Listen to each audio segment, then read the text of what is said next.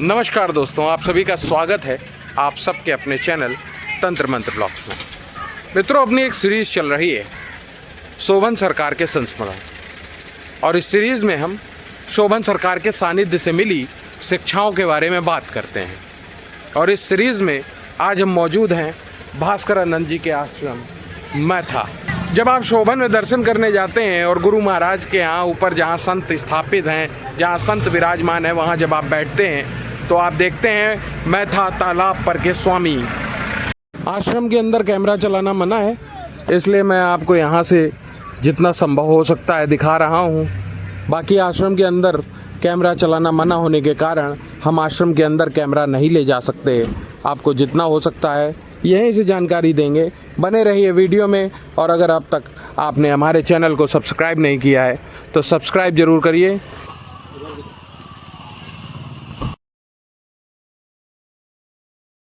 भगवान भास्करानंद जी का जीवन परिचय इस प्रकार है। कानपुर जनपद का ग्राम मैथा शास्त्रज्ञ एवं वेद पाठी ब्राह्मणों व संस्कृत, हिंदी, आयुर्वेद, ज्योतिष, गणित के विद्वानों, भक्ति कवियों, संतों और साहित्यकारों के रूप में प्रसिद्ध रहा है। शैव मंदिरों व संस्कृत के विद्वानों की प्रचुरता के कारण ही इसे लहुरिया काशी के उपनाम की ख्याति प्राप्त हुई है।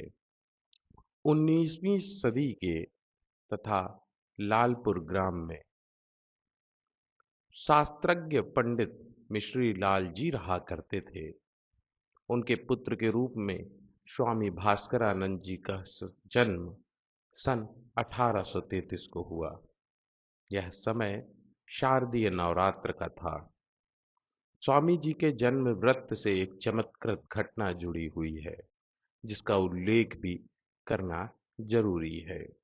स्वामी जी के जन्म से पूर्व दिन के तीसरे पहर एकाएक 3 संत पंडित मिश्री लाल के द्वार पर प्रकट हुए। उनमें सर्वाधिक वृद्ध संत ने पंडित मिश्री लाल से कहा, मिश्री लाल, आज तुम्हारे यहाँ घर में एक पुत्र जन्म लेगा जो आगे चलकर मुमुक्ष जनों का पथ प्रदर्शन करेगा।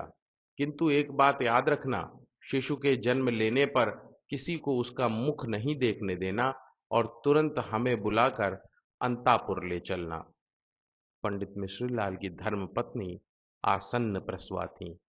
उसी रात्र महानिशा काल से सर्व लक्षण युक्त संतान ने जन्म ग्रहण किया। संतों ने शिशु का दर्शन करके घर के आंगन में हवन किया। दूसरे दिन फिर इन संतों का कहीं कोई पता नहीं चला। पंडित मिश्रीलाल के घर पुत्र जन्म एवं संतों द्वारा कर्मानुष्ठान की चर्चा फैल गई। सभी लोग कौतूहल से शिशु दर्शन को आने लगे। पंडित जी के इस पुत्र का नाम मतीराम रखा गया। बालक मतीराम नैष्ठिक ब्राह्मण वंश के थे। किशोरावस्था से ही संस्कृत शास्त्र और साहित्य व पाणिनि व्याकरण का अध्ययन प्रारंभ कर दिया। आपकी मेधा शक्ति विलक्षण थी। जन्म से 8वें वर्ष में आपका उपनयन संस्कार हुआ एवं 12 वर्ष की आयु में विवाह हो गया। पंडित मतीराम जी विद्या अध्ययन हेतु काशी चले गए, जहां पर वेद वेदांगों पर एवं शास्त्र, पाणिनीय शास्त्र और कात्यायन प्रणीत व्याकरण में पूर्ण पारंगत हो गुरु आज्ञानुसार जन्मभूमि लौट आए। इस समय आपकी आयु 17 वर्ष की थी। 18वें वर्ष में आपके पुत्र का जन्म हुआ। पुत्र जन्म संवाद से आपके अंतरलोक में वैराग की फल्गुधारा प्रवाहित होने लगी। इसी रात पंडित मतीराम जी ने गृह त्याग कर दिया और पदयात्रा करते हुए भगवान महाकाल की नगरी उज्जैन पहुंचे।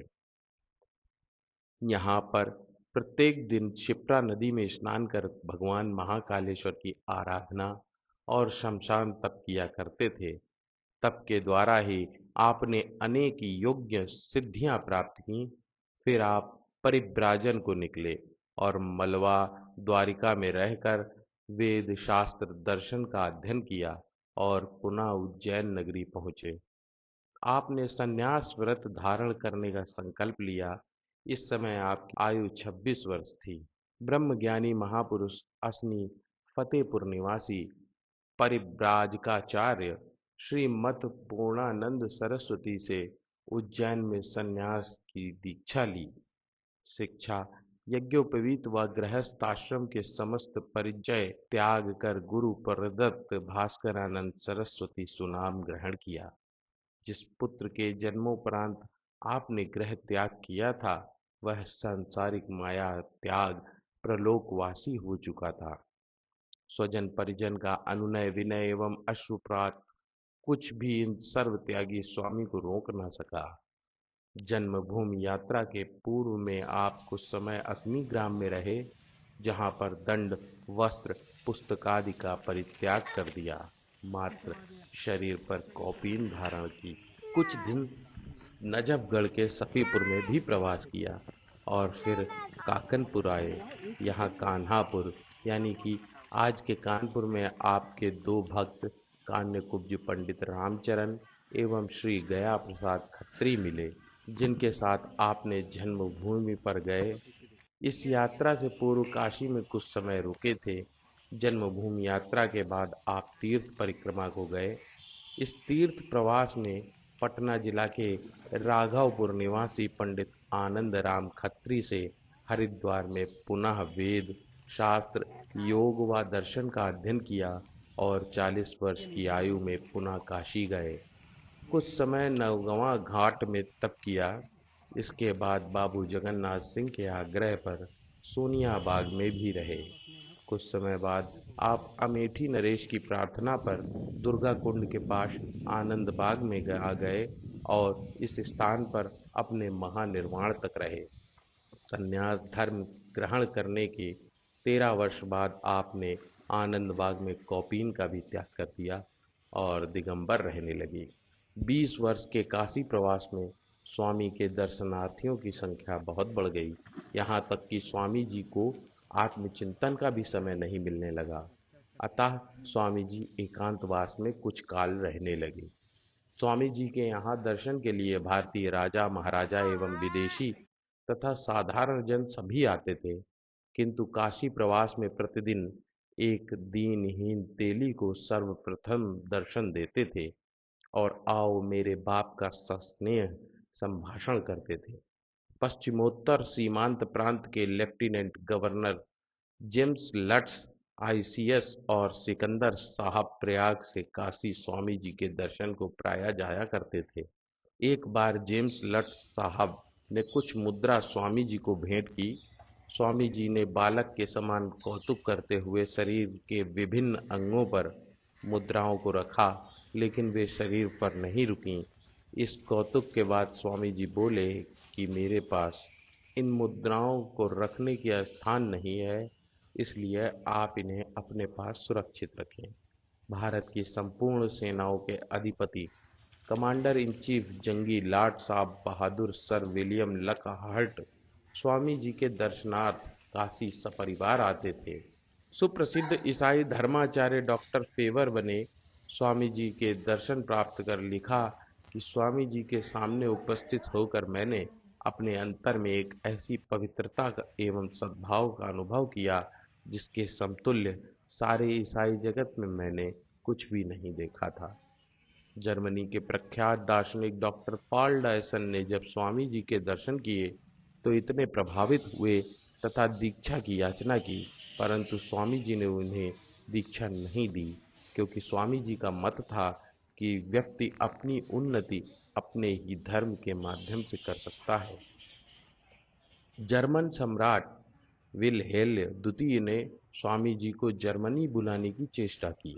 उसने मिस्टर ग्रिफ रिमार्क फर्जंद प्रिंस बिस्मार्क को स्वामी जी का आशीर्वाद प्राप्त करने के लिए भेजा। रूस के जार बादशाह ने अपने गुरु अलेक्जेंडर को स्वामी जी के दर्शन करने के लिए भेजा। रूस के सम्राट निकोलस द्वितीय प्रिंस ऑफ ड्यूक अमेरिकी साहित्यकार मार्क ट्वेन ने स्वामी जी को दर्शन किए। कलकत्ता के टाउन हॉल में इंग्लिशमैन पत्र के संवाददाता के प्रश्न के उत्तर में मार्क ट्वेन ने स्वामी जी को ईश्वर बताया। उन्होंने कहा कि ताजमहल को लोग देखने आते हैं, किंतु मैंने तो ईश्वर से ही साक्षात्कार किया और स्वामी जी का दिगंबर वेश का चित्र दिखाया। अन्य विदेशी भक्त बेल्जियम सम्राट नेपोलियन बोनापार्ट के पौत्र, जर्मनी की युवराज Kaiser the peacemaker Shrimati Annie Besant तथा Europe, German, Japan, America, Nepal, Denmark, रूस, इंग्लैंड से आने वाले भ्रमणार्थी थे। नेपाल के राज्य मंत्री श्री वीर शमशेर जंग राणा बहादुर ने संवत 1949 में स्वामी जी के दर्शन किए। इन्हीं के मित्र राजा मीन बहादुर सिंह स्वामी जी से दीक्षा लेकर सन्यासी हो गए और शालीग्राम नदी तट पर कुटी में रहते थे। आपने अपने ग्रंथ आत्मानुभव प्रकाश में स्वामी जी के मंत्रों का उल्लेख किया। उक्त ग्रंथ नेपाली भाषा में है। कानपुर के प्रसिद्ध रईस बाबू गया प्रसाद खत्री धर्मशाला बनवाई तथा एक सुंदर बाग लगवाया। उस मंदिर परिवार का संवत 1842 में तीनों भाई ने पैदल चलकर दर्शन किया। स्वामी जी की जन्मभूमि मैथा जनपद कानपुर देहात संवत 1852 में एक पक्का तालाब, धर्मशाला, कुआं और समाधि निर्मित है, जो आज भी इसी रूप में है। स्वामी जी ने जन्मभूमि आकर स्वयं इस जगह का अवलोकन किया था। 14 जनवरी सन 1899 को कश्मीर नरेश, राजा प्रताप सिंह, राजा राम सिंह और राजा अमर सिंह इस दृश्य को संपूर्ण काशीवासियों ने देखा। स्वामी जी आध्यात्म विद्या के असाधारण जनों में से थे। आपने 10 उपनिषदों की सरल संस्कृत टीका लिखी। वेदांत दर्शन के आप प्रकांड विद्वान थे। त्रिविवरण नामक ग्रंथ की रचना भी आपने की। स्वामी जी के जीवन वृत्त पर बहुत से ग्रंथ लिखे गए। आपका सन्यासी विशुद्धानंद जी गांधी बाबा स्वामी जी को बड़ा भाई कहकर संबोधित करते थे। एक बार पुत्र की घर की छत पर से गिरने से मृत्यु हो गई। वे स्वामी जी के शरण में आए और उनका आशीर्वाद और जीवन दान मिला। ऐसी न जाने कितनी कौतुक भरी घटनाएं आज भी प्रसिद्ध हैं।